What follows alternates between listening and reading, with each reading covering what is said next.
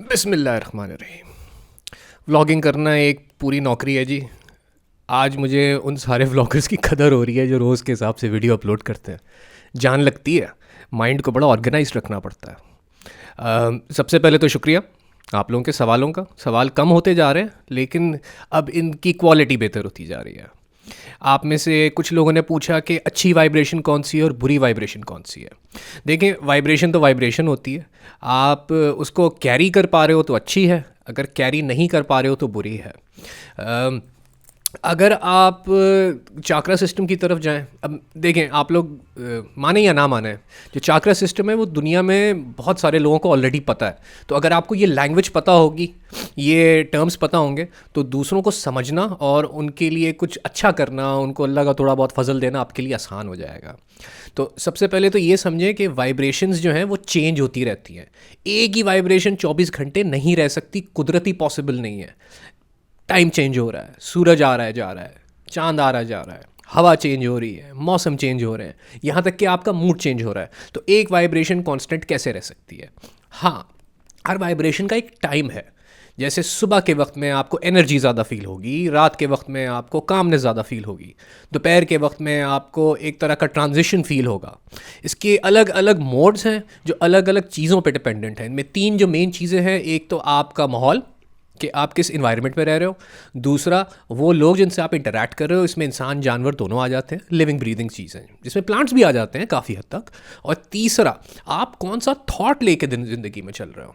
इस वक्त आपने अपनी कौन सी ज़िंदगी को प्रायोरिटी बनाया हुआ है।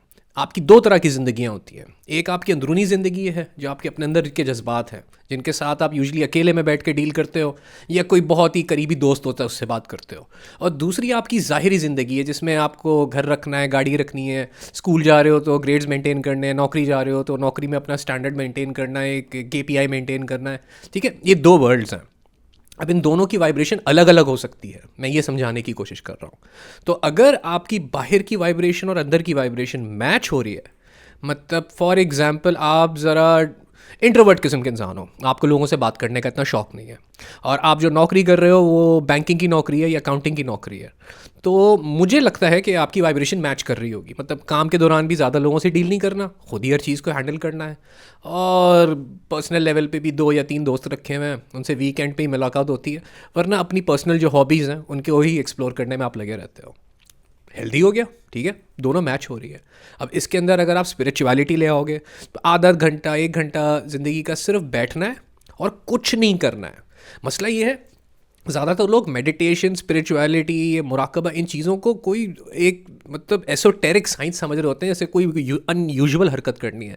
कोई अनयूजुअल हरकत नहीं है, आपकी बॉडी ये एक्चुअली में मांग रही होती है।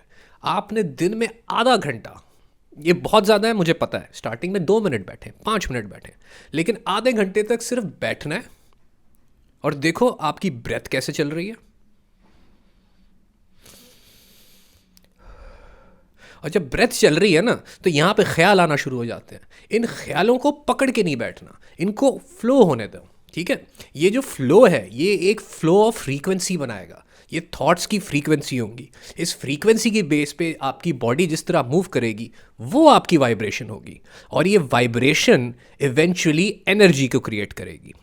वो कहते हैं ना, इन्नमल आमालो बिन्नियात, हर चीज़ का दारोमदार नीयत पर है। तो जो नीयत लेके आप बैठोगे वो नीयत आपकी बॉडी को पे डायरेक्शन देगी, और जो डायरेक्शन की तरफ आप निकलोगे उसके अलग अलग पैटर्न होते हैं। जौन सा पैटर्न आपको ज़्यादा अट्रैक्ट करेगा या जो आपको ज़्यादा कंफर्टेबल लगेगा या जिस पैटर्न के साथ आपकी थॉट सिंक करेगी, उस पैटर्न को आप फॉलो करोगे। ज़्यादा बोल गया हूँ, कम बोल गया हूँ, पता नहीं। कोई और सवाल है तो पूछिए। व्लॉग नंबर 4 में मैं खुश के फट जाऊंगा कि वाइब्रेशन असल में क्या है, क्योंकि इस वक्त दुनिया की जितनी भी एडवांस टेक्नोलॉजीज़ हैं वो सारी की सारी घूम फिर के वाइब्रेशन, फ्रीक्वेंसी और एनर्जी पर ही बेस्ड है। और एक मुसलमान को इनकी सेंस होनी चाहिए, क्योंकि जैसे ही आप सूरह फातिहा पढ़ते हो ना, आपकी पूरी अट्यूनमेंट हो जाती है। मैं बहुत सीरियसली बोल रहा हूँ, आपने 2 या 3 दफ़ा सूरह फातिहा पढ़नी है, आपकी अट्यूनमेंट हो गई। अब सवाल यह है कि अट्यूनमेंट के बाद क्या आप एक लो वाइब्रेशन में जा रहे हो, लो वाइब्रेशन मतलब सैड इमोशंस में जा रहे हो, या हाई वाइब्रेशन में जा रहे हो जो हैप्पी इमोशंस है। दोनों के लिए अप्रोच रखनी है, थॉट प्रोसेस रखना है। लो वाइब्रेशन बुरी नहीं होती और अच्छी वाइब्रेशन हर वक्त भी अच्छी नहीं होती, ठीक है ना। आपको मूव करना है, आपको दुनिया को भी अपने साथ रखना है, आपको अपने इमोशंस को भी बैलेंस करना है। जब ये सिंक्रोनिटी में होगा ना, ऑटोमेटिकली आपको समझ में आ जाएगा कि आपको कुछ करने की ज़रूरत नहीं है, सब कुछ खुद ब खुद हो रहा है। इस पॉइंट पे व्लॉग को रोकता हूँ क्योंकि ये वाला पॉइंट समझने के लिए सालों लग सकते हैं। बट अपना बहुत ध्यान रखिएगा। व्लॉग नंबर 4 अभी रास्ते में है। कोशिश कर रहा हूँ कि उसको वीडियो एडिट करके बनाऊँ, लेकिन अगर एंड में मुझे एडिट पसंद नहीं आई तो फिर डायरेक्ट ऐसे ही अपलोड कर दूँगा। अपना बहुत बहुत ख्याल रखिएगा। अल्लाह हाफिज़।